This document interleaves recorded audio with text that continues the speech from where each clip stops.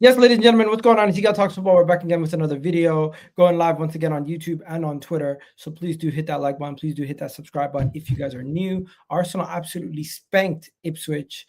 The top 5 race has been heating up for the last couple weeks, and today, once again, it heats up even more with a couple wins from some and some big performances from some players. Arsenal win, Liverpool win, and now they're 1 win away from winning the league.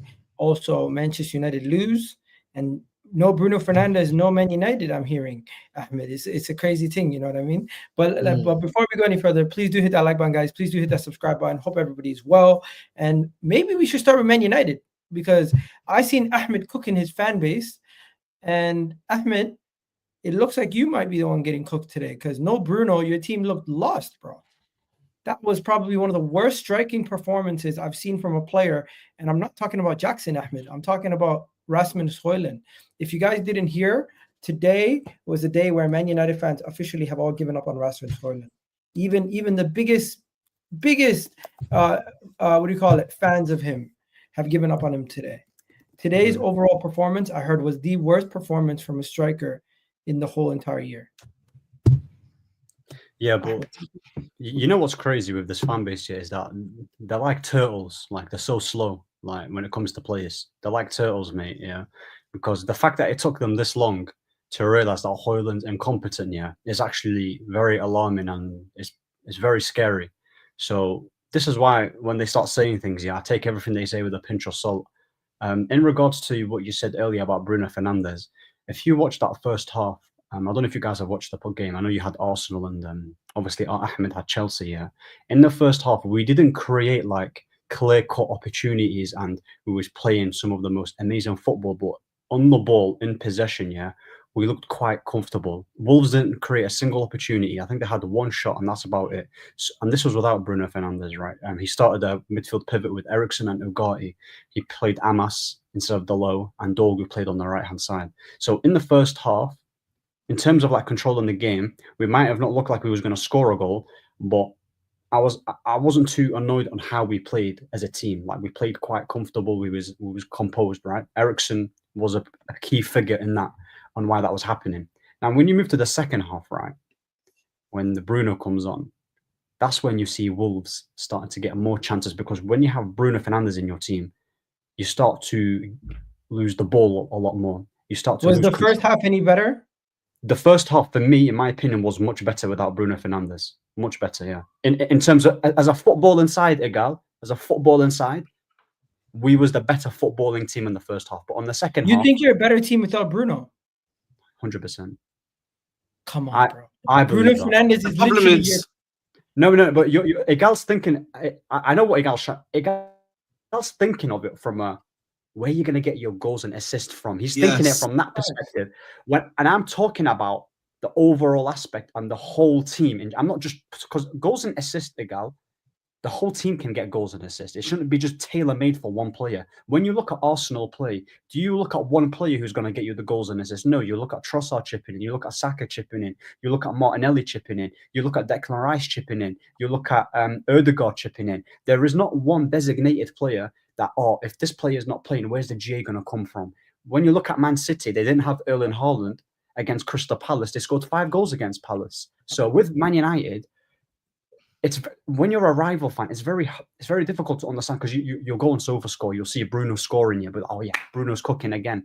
But because we watch the game and we see what's good, he does more bad things than good things in the game. And people say it's an agenda. Like, Bruno Fernandes, he's a good striker of the ball. He's good at penalties and he's good at making runs. But I judge him as a midfielder. When he's in the middle of the park here, we lose composure. We lose control. Everything is just... I think you're harsh on him. Nah. I think that my take on Bruno Fernandes is quite simple. I think for me, from a goal and assist standpoint, it's undeniable. But I think the problem with Bruno is that I don't think you can necessarily play a system with him. He has to be very much a free flow sort of player, Bruno. That's my only big criticism. And I think because of the fact that a lot of the time he loses the ball quite a lot more, right? And I don't really think he adds that much to your team defensively, right? Mm-hmm. He just runs around. Right, it hurts. I think it hurts your team. Like, yes, he'll get you the goal and assist, but at the same time, you know, he's also hurting your team on in terms of like a setup standpoint, and then also on a defensive standpoint. Because one of the reasons why United get counted so much, by the way, is because he loses the ball quite a bit too. Thank you. He loses the ball. You know what it is, Egal and Ahmed, yeah? You know what Bruno Fernandes is perfect for? He's perfect for a team like Nottingham Forest who sit back and hit on the counter.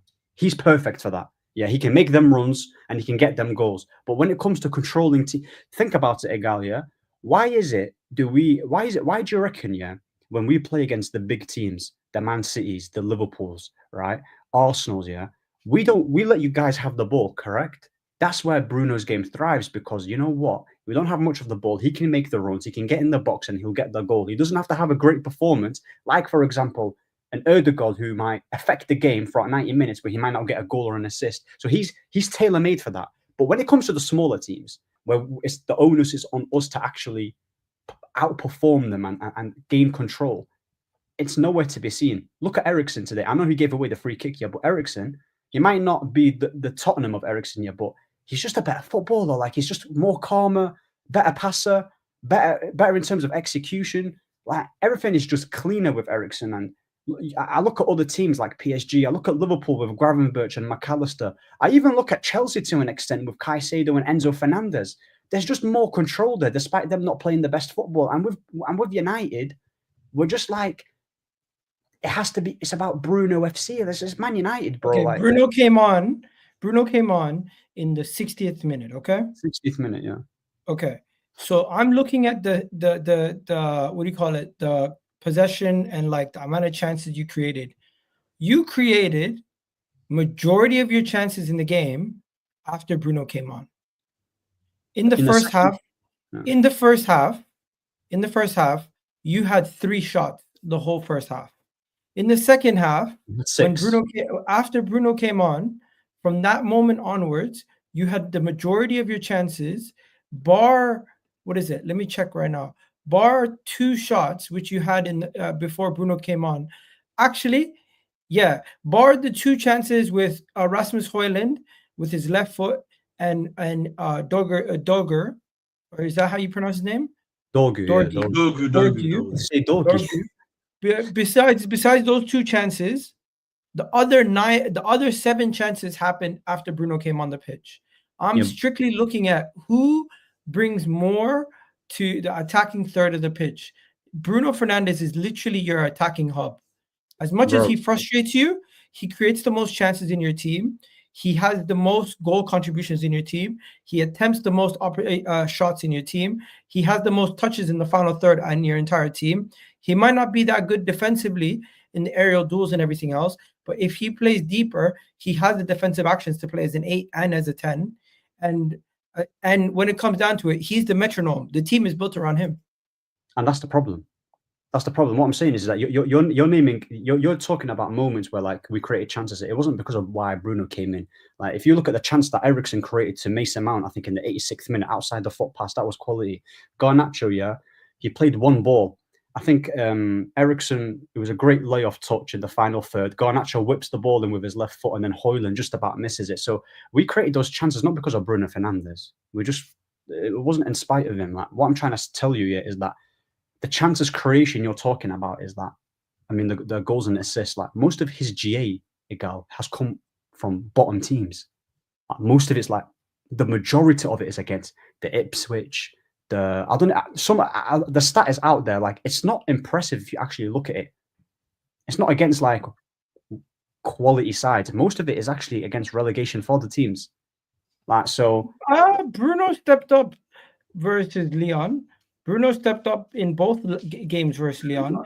He stepped up versus Sociedad, the game you won 4-0. He got a hat trick. But the problem is you're looking at it like in moment, because in the first leg against he stepped up against Arsenal in the FA Cup. But you're just naming moments like where he scored, for example. But I'm talking about, like, you're judging him in a highlight, whereas I'm judging him throughout his whole minutes, like the 90 minutes combined. For example, if a player does something well in 5 minutes, in 80th minute, let's say he does like an assist, but he has the worst performance you've ever seen, like, you're gonna naturally look at, oh, he did well in that moment, but he didn't have a good game. He didn't have a good performance overall. Like even against. So when was the last time you said he had a good performance? Honestly, the last good performance I've seen. Sociedad wasn't a good performance. Nah. I think you have a Bruno agenda, bro. Let's be real. Nah, he didn't have a good performance. I think it was against Man City, and the second half of Liverpool. Those are the only games that I remember. Yeah, the one thing I wanted to just say, I think with Bruno, you have to accept both the good and bad of him. That's the way I put it, right? You have to accept he will help your team out from a creative standpoint. But then, for me, the negative is going to be, how do you then make a system that's going to be able to make him work? Yeah, but, you're then able to hide his frailties, which is, the amount of time he loses the ball. Because, like, he loses the ball quite a lot, by the way. Like, I think it was, a lot. It was a very high stat that he loses the ball, right? So, my thing is, you need to be able to have midfielders, guys that are around them maybe in that midfield, which are going to make sure they can get the ball back quite easily, quite quickly as well. So, I think with Bruno, it's more so the guys that you have to have around him to make stuff work with. And also, he talks about the hat-trick that he scored. Both of them were penalties. Like, and that was from other players who won it. So, of course, you need to bag your penalties, but the hat-trick, 2 of them were pens, and the other one was him making a late run. I said this before. He's good at penalties. He's good at making runs into the box, and he's got a decent strike on him. But when you're trying to control the game and calm it down and have that person who's going to look, like, for example, Vitinha, Fabian Ruiz, just relax the whole game, right? He's not the guy. That's the problem. And people will say, oh, where will we be without Bruno? Bro, I've never seen us 14th. Where would you be without Bruno? Where would we be? Where would we be? We'd be a lot higher in the table. Your team in that first half, had less touches, less shots, less opportunities in goal. But we were the better side, though. We had more of the ball, though. Wolves created more opportunities in the second half than they did in the first half. We nullified Wolves. So at best, it would have been a draw. We could have at least got a point. So my point is, for as much as he gives you in terms of chance creation, we just lost. So even if he didn't come on and we didn't score... Can I ask a bigger question, though? I've got a bigger question than Bruno. The reality is, I don't think United care about the league anymore, if we're being totally honest, right? I agree. Right? Because that's why if you look at the team... that's why he came off the bench. And then also, if you look at the team that was just playing, a lot of academy kids were playing, from what I saw, right? So for me, I don't even think they cared about the team. The game today. They're more focused on just trying to get a UCL football via the Europa League. That's what it looks like to me. I don't know if Ahmed agrees. Like, I personally agree. I would agree with that. That wouldn't surprise me. But my thing is that we're not gonna win by playing like that against Bilbao, like against Lyon and Sociedad. Yeah, we need to be careful because Bilbao aren't going to be. They're not going to just like give away opportunities loosely. They're 4th in La Liga. Like they're a decent side, so we shouldn't be. No scrubs, yeah, they're not scrubs. So we need to be careful. And I've said that. Even Egal asked me, like, let's say he doesn't win Europa League, so he's putting his eggs on all in one basket and neglecting the Premier League. Like, you should. What? I don't like how our fan base have become accustomed to just losing. Oh, we lost. It's okay. Well, realistically, can you get even any European football right now? The number of points you have in the remaining amount of games. Getting European. No, probably not. But it's not about that. Just get some wins on the table. Like, we've got 11 losses. 15 altogether, and I think 11 of them have come with Amorim. Like, we've statistically, gotten factually worse.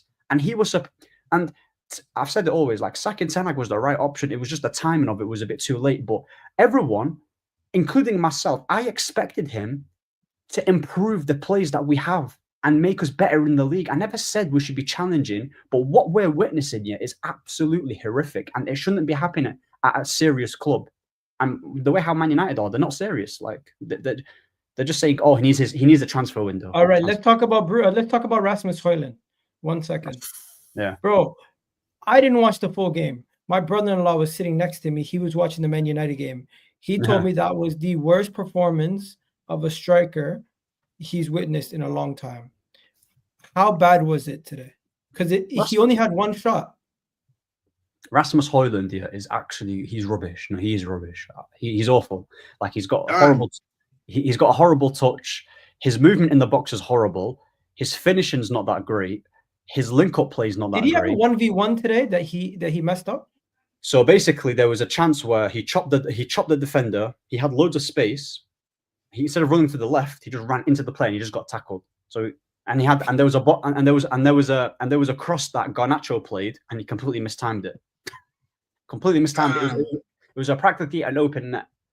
So, you know what I was talking about? My brother-in-law was telling me he had the man squared up, he beat him, and then instead of passing the ball, he tried to beat him again. Yeah, there was a pass where he could have played it to the right-hand side. The guy was free, but he just tried to take him on and got tackled, and he got tackled. So poor decision making and just a poor footballer. He's really bad. But the reason why, that's again, who's starting him? We had the guy in the bench. Why not just try out the new guy that we got from Arsenal? To be honest, it's down to your recruitment team. Why'd you sign him off the back of 7 games for Atlanta? Yeah, but mate, that's Glazers for you, mate. That's Ten Hag and Glazers.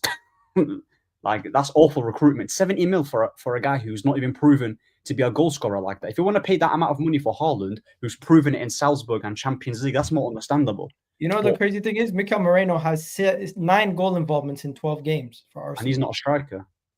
And he's not even a striker, but you can even put down to Arteta doing a good job in terms of getting the best out of a midfielder who's not even a striker getting goals. So fair. Ahmed, talk to me about Man United, bro. What's their problem? Is it they don't care about this game and they kind of took Wolves lightly with the rotation, or do you just think this whole season's a write-off? All their eggs are in the Europa League. They're unbeaten in the Europa League. They're legit. They're legit putting all their eggs into Europa League, bro. You can see it. It's the same with Spurs, by the way. Right? Spurs is also the same, by the way, right? In the sense that they're putting all their eggs into the Europa League, because from just a league position standpoint, bro, any form of Europe is out of their reach now, points-wise. So really, the only thing you can literally use the league for is either, if you're like a guy like Amran, maybe help to improve your system, maybe these new young kids, see which one looks good and maybe could be one of the future at this point, genuinely, because there's no point of you trying in the league.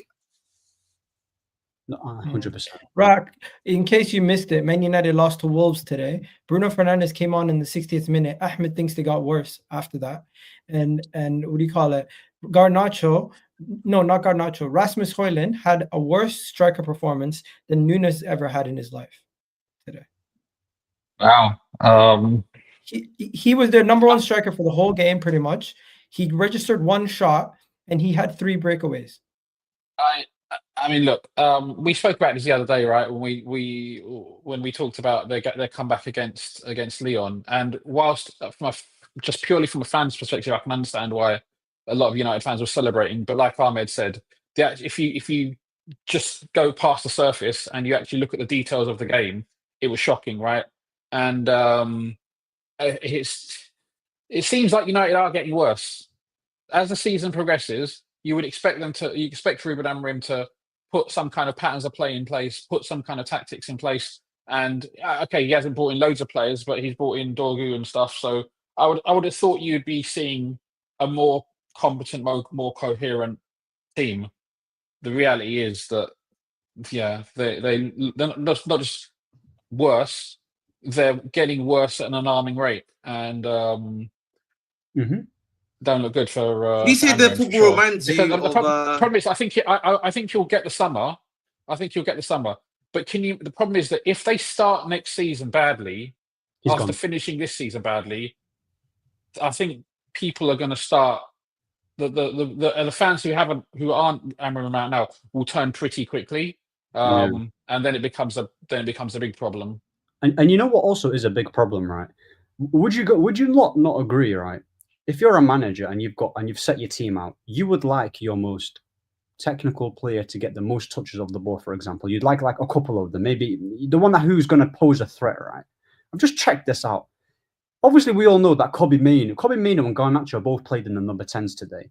Kobe Mainoo is he's light years ahead of Garnacho as a player. He's averaged today 31 touches and Garnacho 76. Why is our worst player getting the most on the ball? And you're telling me this is not a system issue. Like, why is he, out of all the players, getting the most touches? He's going to make more mistakes. He's going to cause more issues in the attack. He's going to make the wrong choices. And you've got Kobe, who literally is the reason. Kobe, who is a big game player. We play better with him when he's going forward, and we're giving him 33 touches. It's embarrassing. I've just checked it out now. Bro, I had to actually just wipe my eyes just to see if I saw that correctly. I'm bamboozling. No, I think the thing for me again now, I think with him, someone said to me the other day that do you not think this reminds you kind of what Ten Hag was basically the way they win games and stuff like that. In like Ten particularly Hag was better. no, but Ten Hag particularly was in the categorically better. no, not in the league though. But if you just look at like just the cup competitions, bro. And I was thinking about that for a little bit, and I was like, you know what? That's kind of facts, bro. Their league form in under Ten Hag was obviously a bit more better, but if you look at the way they're doing stuff in like in the cup competitions, bro, it's very similar. So like, you know, I don't know what it is even. Like, it just feels like to me with Amarim, I think with Amarim, it's just a simple fact of he's trying to play his system, right? And he's not realizing that the guys that he's got in his position in the system aren't good enough. Yeah, and for me, if that's the case, I then look into the academy, see if they've got a couple of good wingers there that can do that job for you. Otherwise, there's no point of you continuously bring Garnacho there. Garnacho, like when I watch him on a week in, week out basis, cannot finish. He cannot, like, all he does is cut inside and shoot, and he's not even good at cut inside and shoot. It's actually ridiculous. Like, generally speaking, bro. So are you saying he's useless? That's putting it. It's gonna be funny because Chelsea's gonna sign him in the summer. Yeah, if we do, man, then you know, sack the man, sack. I'll tell you this from somebody who looks at it from purely stats and like analyzing it from numbers. Garnacho is one of the more effective left wingers at getting into the final third and dribbling from deep and getting the ball in dangerous areas. Now, what he does in those dangerous areas, he might not be efficient, but he's actually one of the best left wingers at getting the ball into the dangerous areas. No, I know that because I remember January when I had to do the research on him, sadly. But the problem for me is that, you know, if you look at Chelsea, a lot of guys can do that. They're good at driving, dribbling, getting into the dangerous areas. But much like Man United, they don't have too many guys that can do that. Man United don't have too many good wingers right now. That's bad. But that's a good point too. So Garnacho's probably one of their best wingers. No, based on what you currently have. Ahmad's injured. Yeah. Who else do you have? I'm playing a player out of position and he's better than him, honestly. Who? Bro, Xerxes is better than him. Mount's better than him. I don't even rate Mount. But Xerxes injured. Mount just came back from injury. You have no choice. Yeah, I'll play Cheeto instead of him. Honestly, you can't play Cheeto in the Europa League, but you should play him in the league. Nah, Garnacho is he's not the guy, man. He's actually the worst academy player I've ever seen in my life, honestly speaking. Garnacho was given the hype because he's an Argentinian. I think Atletico Madrid, Chelsea, they all would be after him. A lot of clubs want him. They're only after him because of his social media presence. Bro, if he went to Napoli in the January window, he'd be killing it at Napoli. I think the reason why you specifically as a Man United fan, you analyze all his flaws. You don't see because he has no strengths. He does have strengths, dribbling from deep. He can't dribble. He's got the worst. He can't dribble. Okay, driving with the ball from deep. He drives with the ball and he falls over and he gets tackled. All right, fair. We'll leave it there. Man United focus fully. No pun intended since it's Easter, but they have all their eggs in the Europa League basket. Ahmed, before we go on to the top four battle, Pedro Neto saves Chelsea. Pedro Neto saves Chelsea. Talk to me about Cole Palmer. Talk to me about Jackson. Talk to me about Pedro Neto. Talk to me about Evil Saka. They call him Evil Saka now. I don't think start calling Evil Saka. I don't really get that. Big up to the reason why they call him Evil Saka, he's a Chelsea fan. He's a Chelsea player, and he kind of looks like Saka. I know, but for me, listen, I want to shout out Tweak George. He's a quality player. One of the things, he's someone I've been advocating for him to start for a while now. Because he's a great guy, great player. He's able to drive, purpose. He's got the pace. He's got the power. He's got a good dribbling thing on him. And one of the things that he was known for, at least from the academy, from guys that I've watched him, was his ability to shoot on the ball. Great, able to shoot on the turn quite well. And obviously, man, he really built us out. Was able to re-energize the team to get us into that thing of what I like to call, you know, the win of the season that we've needed. Particularly away, because we have one away in 2025. But built up to him, built to Pedro Neto for finally realizing that he can shoot the ball properly, and he did his job in terms of doing that as well, which we needed from him too. But I'm very happy about that. But listen, we needed the win. just from a top 5 perspective, if we lost this was going to be the nail in the coffin. Like, this would have been like, it would be game over. But we live for another week. Obviously, we're now back in 5th place in the European spot. Obviously, not enough for us to play tomorrow against Spurs, but we'll see what happens there. But that's the key thing right now, that we're still in the race and we're still in and around about everyone. Man City is only 1 point ahead of us. Everything's still all to play for in terms of that. But if I look at everyone else in that attacking perspective, it was piss poor, with all due respect. And I look at guys like Nicholas Jackson. Nicholas Jackson has been out of form since Everton. Everton was in December. He came back from injury, still out of form, still playing poor. Right? And for me, and that's including injury. That's what makes it funny, Ahmed. Right? So for me, my problem is I don't know why we're playing him anymore. Ricky George will be playing that central role. He provides a lot more. He's a lot more better than that. And if there's anything that the Premier League has shown us this season, bro, you need to trust these young academy kids, bro. These guys that you're coming that have got the quality, that have got the ability and stuff like that. So for me, I want to be seeing Ricky George be playing more. And then Cole Palmer. The problem with you've got a Cole Palmer is that this guy's clearly out of form, not playing well. He's been really poor this season. There's no denying that at all. You won't hear that. You won't hear me making any excuses for him at all at the end of the day, right? But the problem we have here is that who do you realistically replace him with, right? That's the issue you've got. Unlike Jackson, you have like guys that you can replace him with. The problem with Palmer is you don't have anyone to replace him with, because any replacement that he did have has left in January, and even that replacement, in my personal opinion, wasn't good enough. So that's all it is, man. Similar to Rasmus Højlund, talk to me about Jackson. Do you have a similar situation? I don't think we have a similar situation. I just think of Jackson, he's just generally out of form. But I think that at the same time, I think the problem with Jackson at Chelsea is a bigger problem that from a club perspective, because I don't know, I don't think you and me spoke when doing the Chelsea transfer window. My problem was Jackson, we put onto the shoulders of someone that's only in his 3rd professional season ever of football to be our starting striker, bro. That was the big problem that we had at Chelsea. We should have brought in someone that was experienced, that could do a job for us at the end of the season. That is the main problem that we have at Chelsea right now. So again, this is where again you have to look at the summer. You got to be bringing in a guy that's good, experienced, and that can do the job. That's what you got to do, bro. And I'm pretty sure you would agree with me, even though you would still say Liam Delap cannot be that guy, though. I agree, Liam Delap cannot be that guy. And the thing for me is, if the club brings in Liam Delap from an archetype that you need from a Chelsea standpoint, he fits the system, right? But then you have to accept, if you bring in Liam Delap, you're still going to be another 2 years away from competing for anything. If you're a Chelsea fan, you have to just accept that, because you need to give Liam Delap time to develop. And that's the problem. Again, I have like the transfer system, transfers that we do at Chelsea, though. No, but you know what it is with Chelsea, yeah? Like, I sometimes watch their games just to see how they play with other teams as well, right?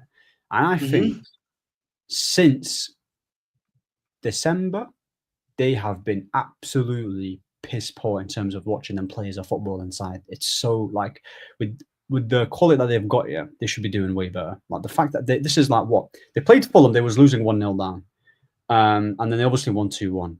Conference League, they lost. Ipswich, I mean, if it wasn't for Sancho's goal, they would have dropped points there. Similar to Conference League, they just about beat. Not just about beat, yeah, but they lost the game. And I just personally believe that Maresca is someone that he should be getting a lot of stick, and he should be getting a lot of they should be criticizing him, because not too long ago, yeah, he was around 2nd. He was a few points off. I'm not saying he should have won the title, yeah, but the way how he's dropped off massively, yeah, it went from, oh, Chelsea, they should be looking at the league. Remember, that was the conversation on YouTube shows. They should be looking at it to they might not even get top 4. That's a drastic change. I agree. The problem with any Maresca argument, Ahmed, is that Maresca was a known quantity when you brought him in. He was an inexperienced. You brought in an inexperienced manager who already had a complete history at Leicester City in his 1st season, that you knew, was gonna make mistakes. You knew that that sort of stuff was happening. So for me, you knew what you brought into the football club. So I can't really criticize Maresca as much, because I know what I've got at my football club already, bro. Does that make sense? Does that make sense? The person I have to be criticizing, is the guys that brought him in. That's what you have to look at, right? Why did you bring him in? You brought in 2 managers now, and Mauricio Pochettino, who did not even fit the ethos of the team that he brought, right? And then he brought in Enzo Maresca, a man that's very vastly inexperienced, right? That when you probably need an experienced manager that can help out these young kids, the young talent they've got to develop, right, and maintain, right, and give them that the missing experience that they needed to, like, in terms of, like, whether it be tactics or whether it be just leadership, right? And you've not brought that in, and you brought Enzo Maresca. That's who you have to target, Ahmed. You know what I mean? As I always say, there's more so a much wider criticism from a club standpoint, in my personal opinion. Is Rack there? Rack, you there? Yeah. Talk to me. Talk to me about Chelsea. What do you think? Chelsea's trying to get top 5, and today's performance was hit or miss. They conceded again. First to concede again. They were down 1-0 again. They had to chase the game once again. Mixed performances, but they get the result at the end of the day. Would you say more positive than negative, or would you say there's still a lot of work to do? I had the game on a little bit in the background, so I didn't watch it fully. But at this stage, the result is paramount because they have to get Champions League football, and is kind of ironic because I think Fulham nicked the win at the Bridge last time. I know. Yeah, so they kind of like they repaid the favour. So it's fair enough. But Chelsea, I based on how they've been playing recently, I thought Chelsea would lose. So this is definitely 3 points gained. They go in, I don't know who you play next week. I think the week after that you play Liverpool. Caicedo's going to be missing for 2 games. Everton. We actually faced the both Merseyside. Everton at home. Everton at home. Then Liverpool at home as well. So I got the Merseyside London. Caicedo misses both games. So no, he doesn't miss both games. It's not missing the games. No. I thought he got. Didn't he get a so the yellow was for the previous game. If he had gotten the yellow in his previous Premier League game, not Fulham, he would have missed both games. But he doesn't reset for him. So we're lucky. Okay. Fine. Okay, cool. So it's going to be interesting. Look, Liverpool aren't playing great at the moment. I think we're kind of half on the beach a little bit. So it'll be interesting to see. And by that point, hopefully we should have won the league. So we'll see what.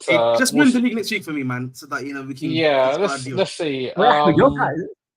Your guy's dead, Who's my guy?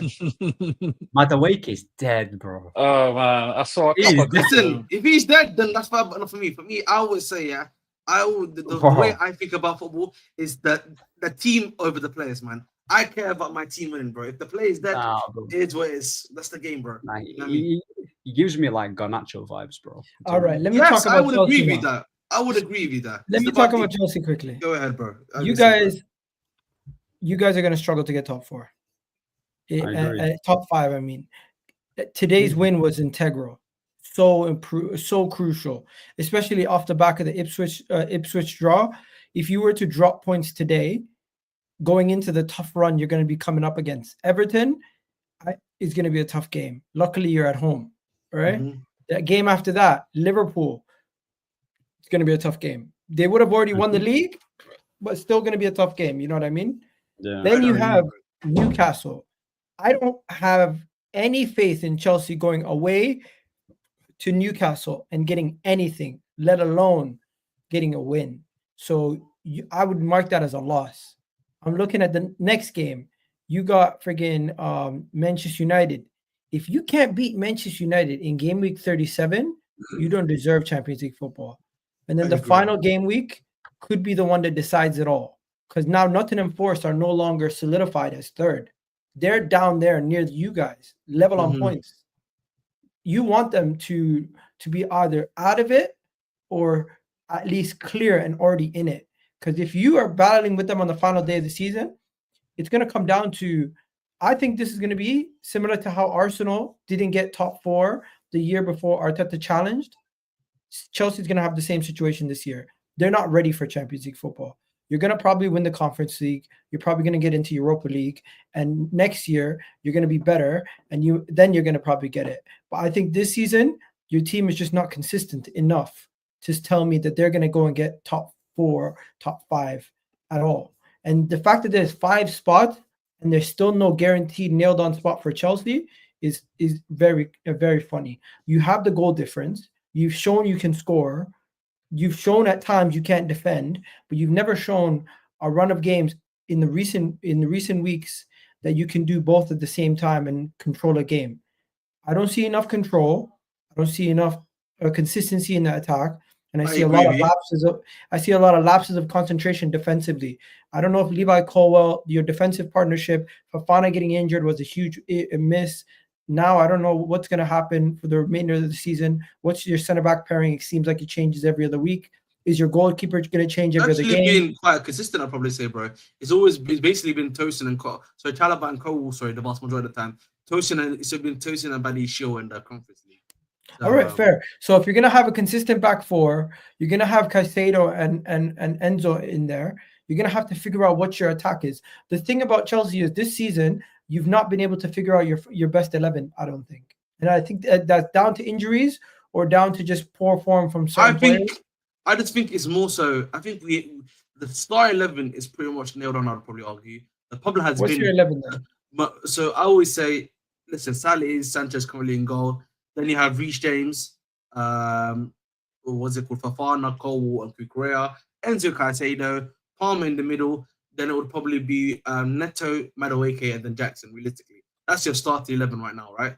Yeah, but the problem has been, right? Obviously, some of them have been injured at times. Then some of them have also been now quite a few of them are out of form, right? In terms of like, if you look at that, Josh Jackson and Palmer, and obviously Fofana's been injured. But I think for me, from a Chelsea perspective, bro, it's also about, can you scam wins? That's what it's going to come down to too.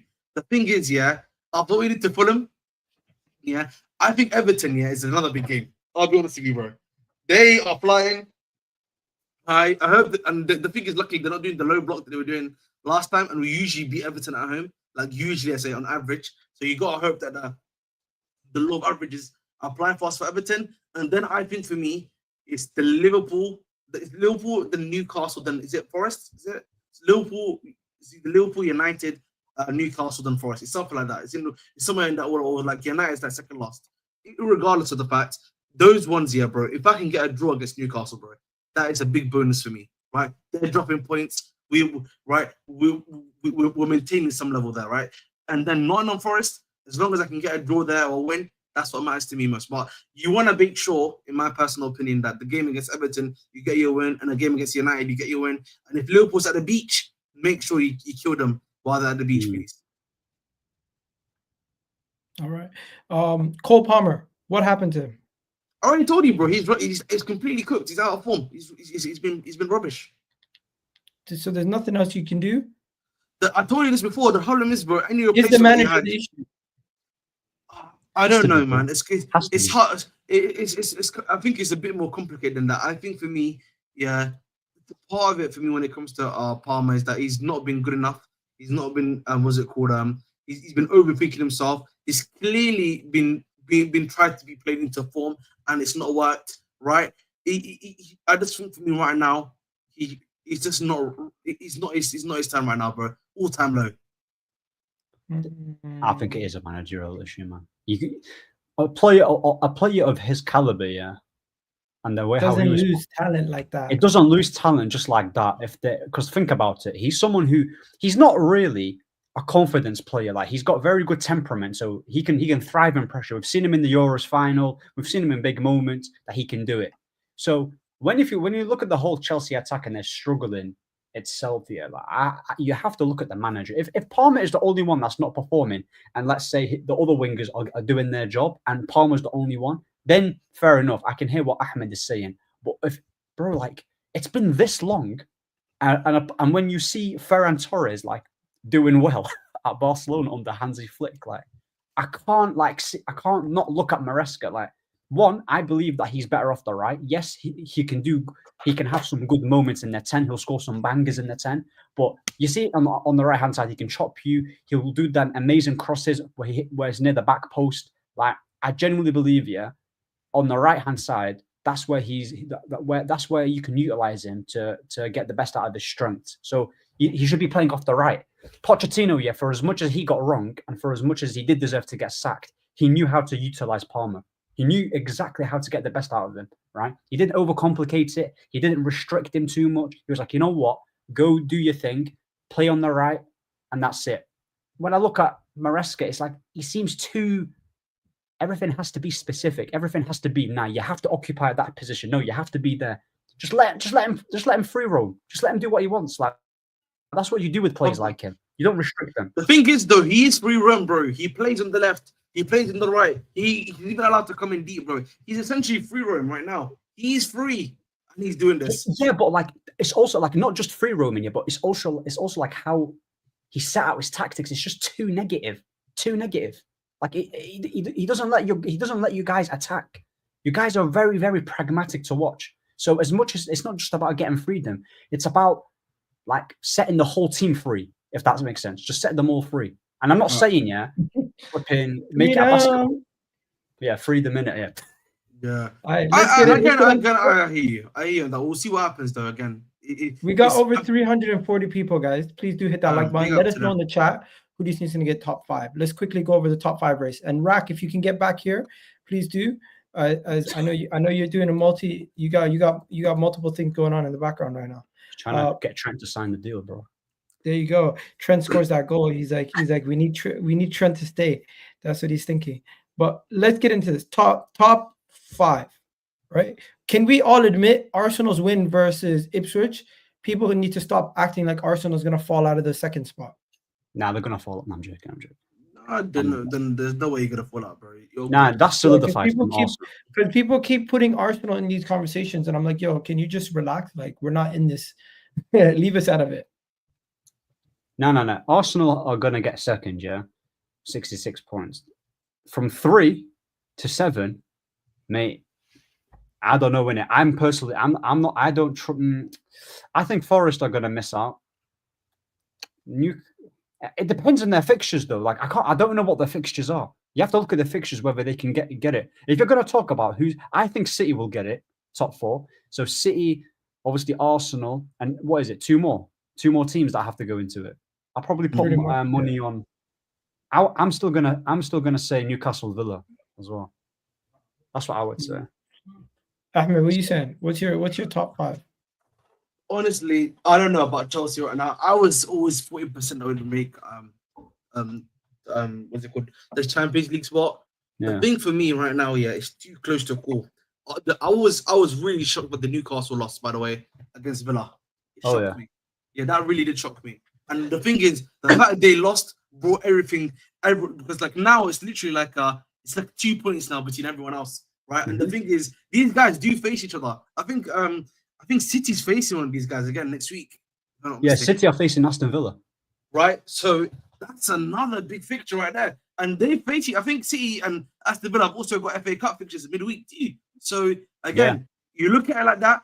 You know, if those two draw it against each other, right? Chelsea win a game against Everton or Newcastle wins the game, bro.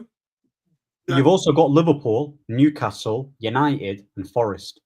Newcastle next week as well. You've got Chelsea have Everton, then conference, then Liverpool on the 4th of May, then conference, then they've got Newcastle, then United, then Forest. Yeah, but I'm talking about this next week's fixture. Let's look at next week. Okay. Right, next week's fixture wise, I know that the as you mentioned, right. Let me just double check the. Okay. Sorry, boys. Yeah. Bear with me for a moment. Come on.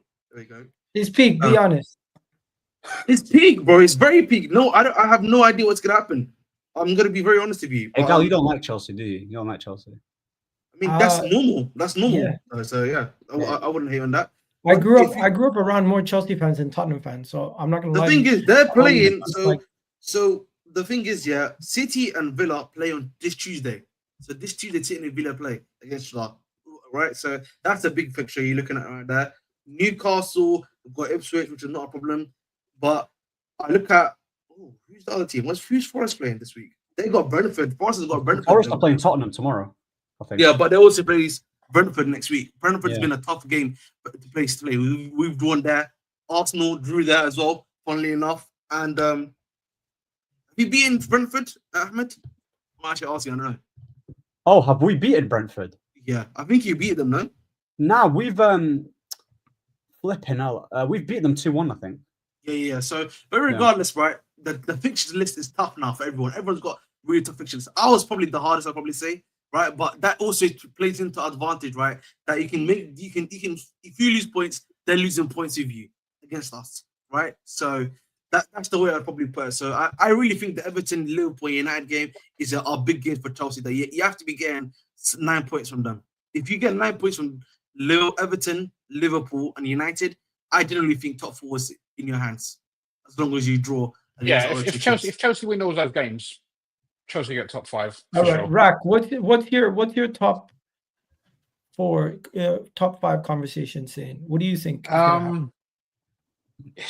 Look, it's really tight, man. I hadn't even really considered Aston Villa, but all it takes is one result against Newcastle, and it bunches everybody back up. You've got 3 teams there on 57 points and 1 on 58. Newcastle 59. But any of those could drop out. And Newcastle in general in good form. City, I expect them to have the quality. I don't know about the others. I don't know about that is an incredible win for Villa. I didn't think Villa had it in them, especially after I thought maybe if they went out in the Champions League, maybe they would have a bit of a dip. I would say if you're saying who's playing best out of Chelsea, Forest, and Villa, I would say Forest and Chelsea are maybe similar kind of level at the moment. I don't think Forest have been great in recent weeks. But that performance against Newcastle yesterday was spectacular. I haven't seen Chelsea produce anything like that I can't even remember in how long. So it changed everything. I don't know. I obviously I would like it if Chelsea didn't get top 5. But I can't. I can't rule it out. That's why I say generational haters. No, of course.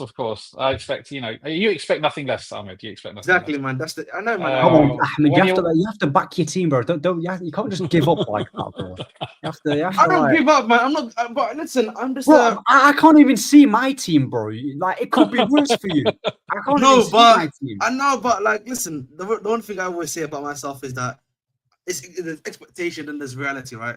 And with Chelsea right now, bro, the reality is very right now. I can't rely on my team to be consistent. So it would be wrong of me to be to say that. It's a bit okay. Yeah. I'm just gonna keep it simple. Arsenal gets second. I think Newcastle push us for second, but they get third. I think it's gonna be Man City 4th, and the order for the bottom, the order for 5th. And all the way to 7th, I think Nottingham Forest finished 7th. Aston Villa finished 5th, and Chelsea finished 6th. Bro, so Aston Villa get that last spot now that they're not in Champions League football, and they're just focusing on FA Cup and the league. Nottingham Forest, they're falling like flies the last 2 games. Ahmed, what do you prioritize? Obviously, Champions League football is incredibly important, but if Chelsea don't win the Conference League, it'll be seen as a bit of a failure. I forgot about that. So, are you playing stronger teams in the Conference League now? No. We good, man. We good, man. We can play our B team there, and we've got a whole B team there. Yeah. No, listen. If we lose Conference League, I'll tell you right now for sure. Fiorentina aren't bad. Betis, I think is the better team. Betis is the better team. Let him cook. You said you're gonna stack Maresca if you don't get Conference. Yes, I would say that full stop. Yes, it's like you have to. Bro, if he doesn't win, West Ham won Conference League. They should be. You have to, bro. Listen, I'm pretty sure you let's say if Arteta was in Conference League, for example, and he lost the Conference League, I think you would be in agreement with me to say that he has to get sacked, right? Because that's the Conference League, bro. It's not even like it's a Europa League thing, bro. It's a step below. Yeah, fair. If West Ham can win it, Chelsea should win it. Exactly. Yeah. And who did West Ham play in the final? Was it who was that? Fiorentina. They played Fiorentina, yeah. There you go then. So, come on. You could end up facing Fiorentina in the final again. I think it's really Betis, by the way, because I think Betis has been. Betis are a good football inside. Even because you guys now watch Serie A a lot, but I think Betis has been in better form. They've been the better team. In general, and I think. Do you think Nottingham Forest not having any other? Nottingham Forest still have the FA Cup. Aston Villa still have the FA Cup. You still have the Conference League. Is it safe to say Nottingham Forest, Aston Villa, Chelsea? Aston Villa has the best squad right now. I think they have the best squad in terms of like overall players. Probably say maybe like, but the thing is, Chelsea should probably have the better team in general. But we're out of on paper, but not on paper, right? But Not on obviously, the pitch. but right now, in terms of form wise, Aston Villa is definitely better in better form. But I think for me, that could be a benefit, by the way. Like Chelsea, Forest, Villa, and City all having what's it called, like midweek games, because one of the things I also say about football, you also need reps, right? If your team's consistently playing in repetition, that can also be a benefit to you towards the end of the season. Fair. Rack, is he still there? Yo, We're gonna end Yeah, off what's up? this section. We're gonna end off this section and go on to the Liverpool section. Liverpool's one game away from winning the league. How does it feel today? Oh, I feel sick, man. you want me to be honest, right? Yeah. Honestly, the best policy. There's no tension. There's no tension, and in a way, it feels like we're on the beach. And in a way, of course, I'm going to be happy next week. We're going to win the league, but it's I will say it's a little bit anticlimactic. I'm still enjoying it, but obviously, if it was still a really tight race, or if we were still in a Champions League, then there would be more jeopardy. There's more stuff to fight for. In a way, our season's ended early for all the best reasons. Don't get me wrong. For all that, I'm happy that we're going to win the league and we're winning it early. Give me the league next season in April as well. I'll take it. But yeah, it's a little bit anticlimactic just because there's no real tension for the rest of our games. Talk to me about Trent's goal. Do you think that's probably his last goal for Liverpool? I mean, it sounds like it. I mean, if we've got 5 or 6 games left to play this season, 5 games left. It seems like he's not going to renew. So yeah, if that's the case, that's the case. But we will see. We will see. I don't think it's a straightforward decision. It shouldn't be a straightforward decision, but Madrid will attract any player in the world. So Fair. What can I say? If he chooses to go, he chooses to go. I've seen a lot of people online going crazy about a certain Szoboszlai. Why is he such a polarizing figure at your club? I think people appreciate him for the hard work and the legs and stuff like that. But in terms of a creative force, he doesn't really offer us much. Doesn't get much GA, and I think both people are right to a certain extent. I mean, Slot said at the start of the season he expects more from Szoboszlai, and I think he did okay in the middle part of the season. After Slot kind of criticised him, he perked up his ideas a little bit, but he seems to have slumped back a bit now. And of course, you need hard-working players in midfield as well. But in that position, playing as a 10, playing in that attacking line, we expect more. So he'll have to improve. But he's capable of it because he showed. But in the middle part of the season, in the middle third of the season, I think he did well. It's just the first third of the season and the last third, I don't think he hasn't done enough. But still a few games to go, and he'll be here next season, but he's not going to get sold. Yeah, so he just dropped off a little bit. He should be able to bounce back. I hope so. He's talented, and he's got the legs, and he's got a shot. He should be scoring more. He should be creating more. And we're most of the time we're ball dominant. Most of the time we're playing in their half. We need him to step up. All right, guys, let's talk about Arsenal then.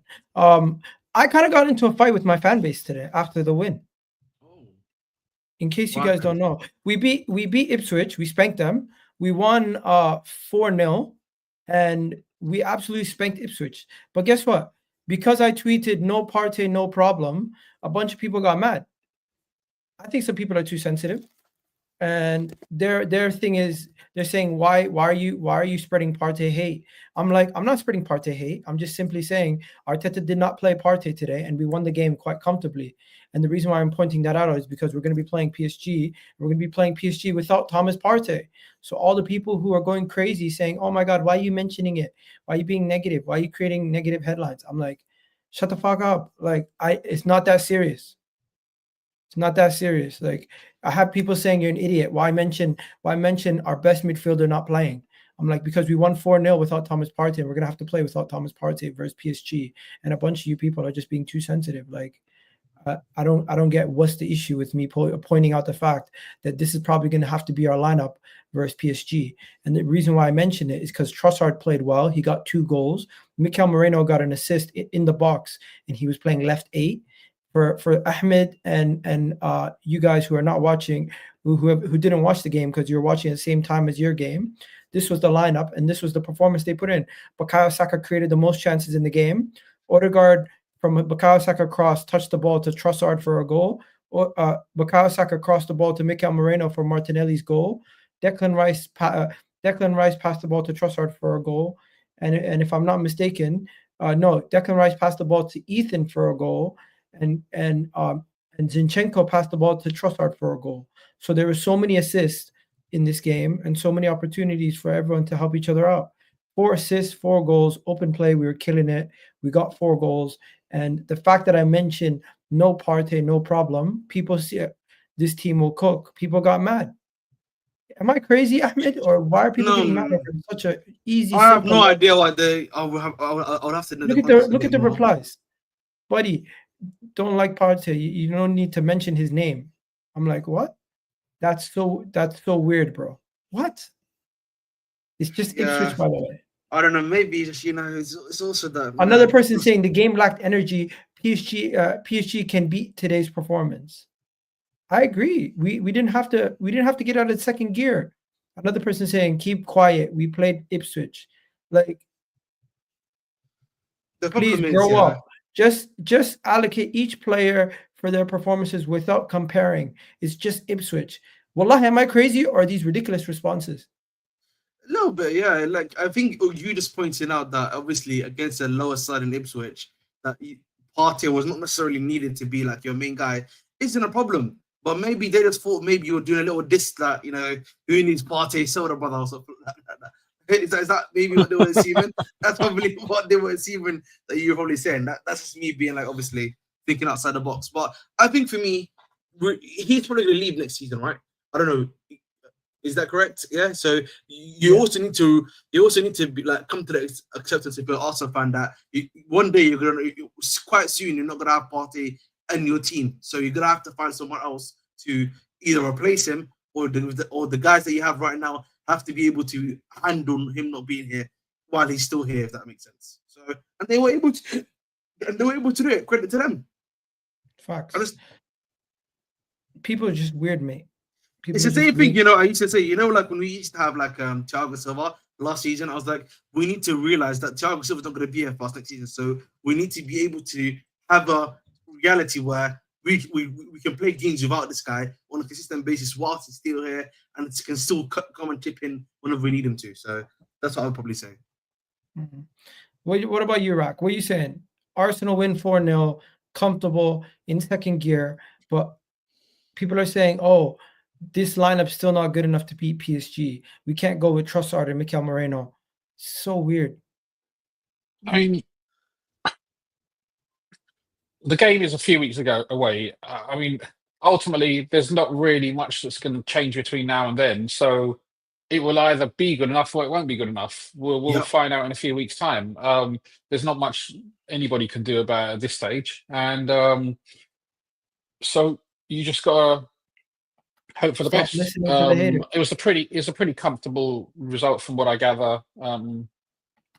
So you just have to beat the teams that come up against you.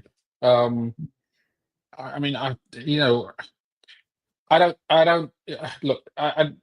No party, no problem. Is it a tweet that's necessary? No, but no tweet is really necessary. Is it a reason for anybody to start piping up and start giving you grief over it? I also think that's even more stupid. So I don't think it's a big deal. I think you're just pointing out the fact that you can play without Partey. I don't think you meant any malice by it. And if people are going to take it that way, then they're just a bit stupid. So there you go. You've been one of biggest support. You've been one of Partey's biggest supporters this season. Like you've been bigging up quite a lot. So I don't know why they think different. You don't have any agendas against him now, so if I'm not that I'm aware of personally. Yeah, you know what? Honestly, there's been some funny stuff going on lately. And then the final thing, Kieran McKenna came out and said Arsenal was the highest level. That was the highest level we played against a team in the Premier League this season.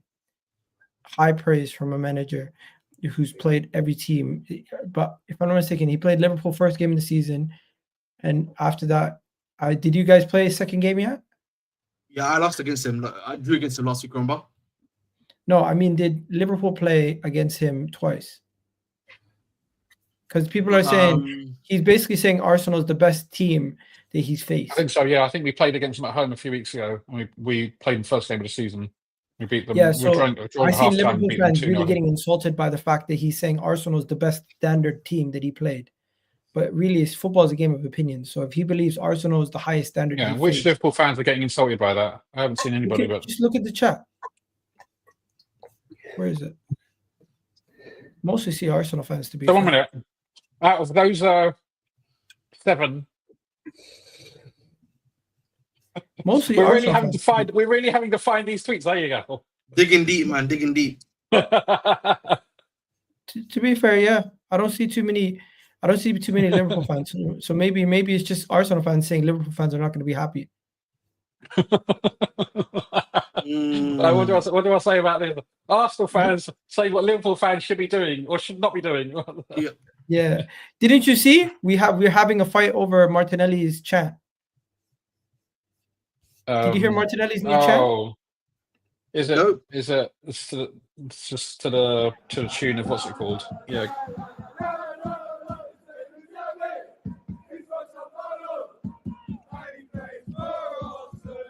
Can you hear it? Yeah. Yes. There I you mean, go. the fact is, I thought he was getting sold next season. What's going on? No, Martinelli was never going to get sold. It was always Trossard. Yes. Martinelli's playing really well. He scored his 50th Premier League goal. And the reason why he's playing better, let's be honest, Kai Havertz playing in the team, he takes up a lot of similar spaces as him. And Mikel Moreno has been playing better than Kai Havertz in that striker position. But are you guys willing to change your opinion on Mikel Moreno now? Opinion on what? I didn't really have an opinion. A lot of people were saying Mikel Moreno is a waste of money, bad signing. Now there are people saying, you know what, he's balling. Yeah, but someone today compared him to Ilkay Gundogan. Oh my god! See, this is when you say someone, do you mean yourself? Yeah. Listen, watch this on the replay. Yeah, Igal says that he threw that out there. He knew exactly what he's doing. Yeah. He said people are comparing to Ilkay Gundogan, and then a big smile appears upon his face. Bro, listen, he's not close to Gundogan, man. Come on, let's not be shameless, bro. Let's not be shameless, man. Come on, man. Yes, listen, if you was the UCL, if you want to use that argument, I think they can use it then, but you haven't won it yet. So I think what you can say about him is everybody, including Arsenal fans, had pretty low expectations of him playing in the forward line, and he's exceeded those expectations. I don't think it could really have gone better for him. Whether he'll end up being an Arsenal player next season or season after, time will tell, because I don't think he's not the answer to your forward line deficiencies, right? So we'll see how he does in the long term. But since he's moving into the forward position, he's done well. What can you say? That means they don't need a striker then anymore. See, I don't know why they don't need a striker. Come on, why are they so? You don't need everything's fine at Arsenal. No. We still need a striker, but that's more because Jesus is going to leave and all these other guys are going to leave, and we're going to be able to bring somebody in. Leaving. He's not leaving this summer. He may leave in January. Jesus might not play for us again because he's going to be back by like next January, and we're going to get rid of him by then. But yeah, he'll probably play a few games. Let's be honest. It's been mostly top 5 conversations this weekend. The rest of the games have been relatively calm. It's probably one of the worst Saturdays for football I've seen in a while. Like, there's not too much like on the line. Most of the teams were on the beach. Today was a lot better. But hey, we got a lot of football remaining. Short video. Hopefully everyone enjoyed it. I'm gonna redirect to somebody right now. Let me see who's gonna be live or who's live soon. You said Husam's live in like a couple hours, right? Yeah, he's live. Yeah, MHF is live right now. Tell Hussam. That he's Tell a fraud. Hussam. It's a fraud. Arsenal is better than Liverpool. Tell him that. He might get Or mad. say slot out. That's what he said. Slot out. Oh, Say slot out. yeah. Hashtag slot out. Hashtag slot out raid. Hashtag slot out raid. Tell him in the chat. Hashtag slot out. Anyways, Ahmed, appreciate it. You're gonna be live later today. Yeah, on Al Ahwa at 8:30. So Al I'll Ahwa. probably do- Ahmed, you're gonna be live on the bridge. Yeah, he's You're on on mute, bro. You're on mute. Just I'll like be live on Casually FC though, so make sure to tune in, please. There you go. And Rak, you're gonna be live tomorrow on Hussam channel. Am I? No, don't think so. Tuesday. When do you guys do your videos? No, Liverpool show's usually on Friday night, so we've done ours for this week. But yeah, I'll be around anyway, so I'll catch you then. All right, we'll catch you next episode here. Hopefully, have a good one, guys. We're out of here. Peace. Love for the love. Enjoy yourselves. I'm gonna play Monopoly tonight. Peace. love.